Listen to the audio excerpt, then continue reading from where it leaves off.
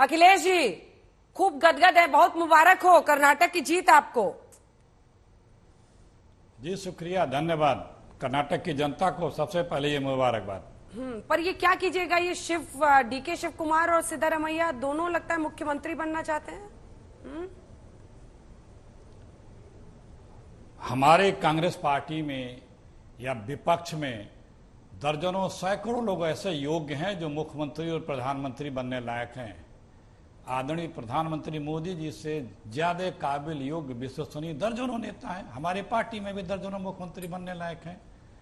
हमारे पार्टी में नागपुर घराने से पर्ची नहीं आती है, वहां पे विधायकों से विचार विमर्श करके एक राय बना करके एक निर्णय लिया जाता है।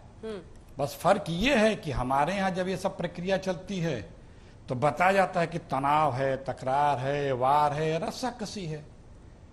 बीजेपी में 10-10 दिन तक कभी भी चुनाव होने के बाद विधान मंडल दल की बैठक नहीं हुई तो वहां बताया जाता है कि मंथन जारी है, विचार विमर्श जारी है।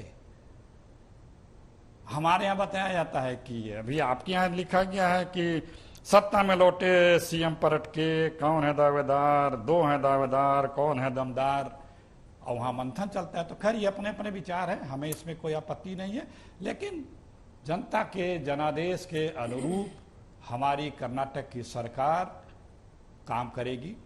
वहां पे जो एक लोकतंत्र की बहाली के बाद जनता की सरकार, जनता के दो लोगों की सरकार, जनता के हितों के काम करने की सरकार, जनता की भलाई के लिए काम करने की सरकार, समरसता की सरकार, भाईचारे की सरकार, ये वहां पे चलेगी। वहां पे विकास की अब गंगा बहेगी। ठीक है। जो लोग धमकाते थे कि यदि कांग्रेस आ गई तो यहाँ पे दंगे ही दंगे होंगे, लोग कहते थे कि हमको नहीं जिताया तो डबल इंजन की सरकार का, मोदी जी का आशीर्वाद आपको नहीं मिलेगा।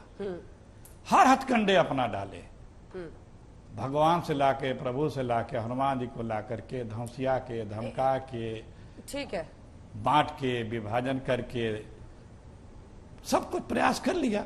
हाँ। लेकिन जनता समझ चुकी है अब कि देश के हित के लिए कौन सी पार्टी जरूरी है, ठीक है, अब कौन इस देश के लिए अहित के लिए है, ठीक है, वो समझ चुकी है। ठीक है। एक शुरुआती कमेंट हिमाचल से शुरू हो चुका है। शहजाद जी से भी ले लूं, लेकिन ये हाई कमांड क्या है सर? वो पोस्टर दिखाइएगा जो कुछ देर पहले, सब पोस्टर पकड़ा हुआ है, सबने हाई कमांड सपोर्ट्स, कुछ सिद्धारमैया के लोग हैं, कुछ डीके के लोग हैं।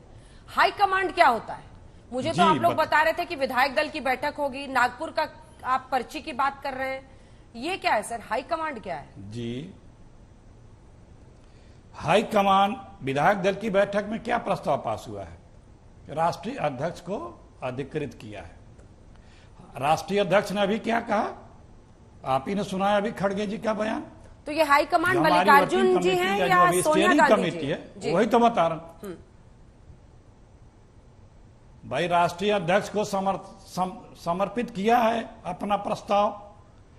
हाईकमान हमारा वर्किंग कमेटी होता है, बार बार बताया गया, रोज आपके चैनल पे हमारे प्रवक्ता बताते हैं। हमारी वर्किंग कमेटी, यहाँ कलेक्टिव रिस्पॉन्सिबिलिटी, कलेक्टिव निर्णय होता है। यहाँ पे वन मैन या हम दो, हमारे दो नहीं चलता है। ठीक है शहजाद जी, यहाँ पे यूपी में, यूपी में चुनाव, चलिए पूछिए फिर बताइए। शहजाद जी से पूछ लेते हैं फिर लौटिएगा, इसी पे अभी तो लंबी बात करनी है। जी जी जी। और आपको भी याद दिला दूं कि जब मुख्यमंत्री उप मुख्यमंत्री पद को लेकर यूपी में रस्साकशी चल रही थी, जब केशव प्रसाद मौर्य तैयार नहीं हो रहे थे, तो ऐसा ही कुछ तब भी लिखा था।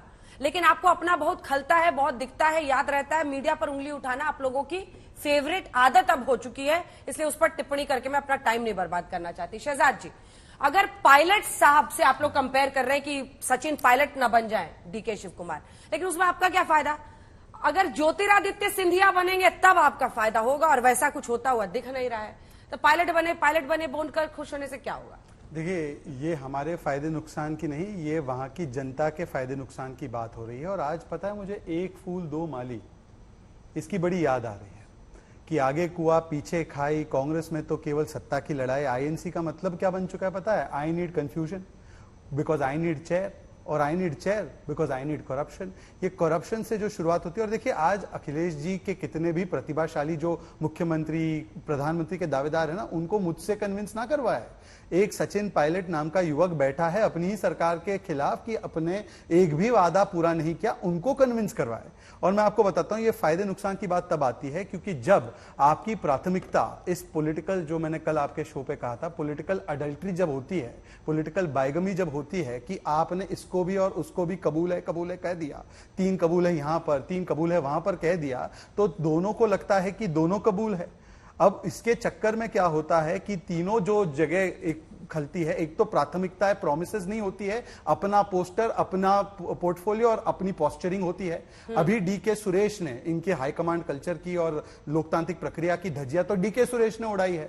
डीके सुरेश कहते हैं साफ साफ, उनके भाई है, जो भाई है डीके शिव कुमार के, मैं पूरा वीडियो भी चला सकता हूं। उन्होंने कहा कि ये सब तो ठीक है, कांग्रेस पार्टी मेरे भाई से न्याय करे, उनका हक बनता है। उनसे पूछा गया सिद्धरमैया का नाम आगे चल रहा है, तो सिद्धरमैया को बहुत मौका मिल गया, अब तो मेरे भाई को ही बनना चाहिए और मेरा भाई दिल्ली नहीं जाएगा, दिल्ली हाईकमांड ने बुलाया है। अच्छा, हाईकमांड कौन है इनका ये भी पूछ लीजिए। खड़गे जी स्वयं को हाईकमांड नहीं मानते। अब यहां पर एक नई परिभाषा है सीडब्ल्यूसी। अरे सीडब्ल्यूसी में चुने हुए कितने हैं? कॉन्स्टिट्यूशन के हिसाब से तो 12 सदस्य 23 में से चुने होने चाहिए, और उसको किसने चुना है और किसने नियुक्त किया, आप छोड़ दीजिए, उसमें नहीं जाते हैं। अब तीसरी बात आती है कि वादे। देखिए हमारा केवल सरोकार वादों से है। हिमाचल में वादा किया कि 300 यूनिट फ्री दीजिएगा, कितने घरों को मिला जरा पूछ लीजिएगा। 1500 रुपए महिलाओं को दे गए, कितने महिलाओं को मिला वो पूछ लीजिएगा। एक आध कोई वादा पूरा किया होगा तो वो अलग विषय है। आते राजस्थान पर किसान कर्ज माफी, कितने किसानों की कर्ज माफी और कितनों की जमीनें हड़पी गई पूछ लीजिएगा। फिर आते हैं छत्तीसगढ़ में। मैं तो कहता हूं कि अगला सीएम कौन होगा ये टॉप बैंड नहीं होना चाहिए। टॉप बैंड तो ये होना चाहिए कि अगला सचिन पायलट कौन बनेगा, और अगर इससे भी बुरी स्थिति हुई तो अगला देव सिंह कौन बनेगा, या हो सकता है कि बोल सकते हैं कि अगला सिद्धू कौन बनेगा, या कह सकते हैं। तो मैं तो कह रहा हूं कि ये तो कांग्रेस का आंतरिक मामला है, पर इसमें जनता का नुकसान होता है क्योंकि जिस प्रकार से जनता को किए गए वादे से प्राथमिकता हट के सत्ता की लड़ाई सड़कों पर आ जाती है। ज्योतिरादित्य सिंधिया जब से हुए हैं तब से आप लोगों की बड़ी उम्मीद बढ़ गई है ना। इनकी लड़ाई देख के आप लोग बहुत खुश हो जाते हैं गदगद कि शायद मौका लग जाए कुछ, जैसा एमपी में लगा था, ज्योतिरादित्य जी आ गए थे इधर। क्योंकि कल से ये भी कह रही है डीके शिव कुमार की टीम की 76 एमएलए उनके साथ है।